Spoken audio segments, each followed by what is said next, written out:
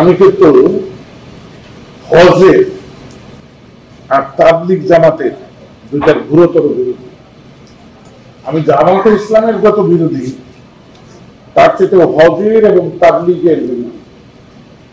যে কত man power নষ্ট হয়। হজের জন্য 20 লক্ষ লোক আজকে সৌদিতে গেছে, এদের কোনো কাম নাই, এরা কোনো প্রোডাকশন দিচ্ছে না, শুধু ডিডাকশন করতেছে, শুধু খাচ্ছে, হ্যাঁ, দেশের টাকা নিয়ে যে ওদের দিয়ে আসতেছে।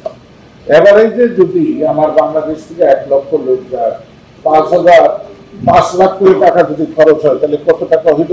500 কোটি বোঝা। আমি অঙ্ক জানি না। আব্দুল্লাহ পুত্র মোহাম্মদ খুব বুদ্ধিমান জ্ঞানী লোক। তিনি দেখেছেন এই ডাকাত খনি জাজিরাতুল আরবে, যেখানে কোনো ফসল উৎপাদন নেই, এই সারা ব্যাপারটা চলবে কি করে। তাই একটা ব্যবস্থা করেছেন যে সারা পৃথিবীর তার বিশ্বাসী লোকরা ওখানে যাবে, ওই হনুমান করে কিছু দিয়ে। আর দ্বিতীয় হচ্ছে একটা জামাত, তাবলিগ জামাত, মিনিমাম 20-25 লক্ষ লোক একসময় ওখানে উপস্থিত হয়।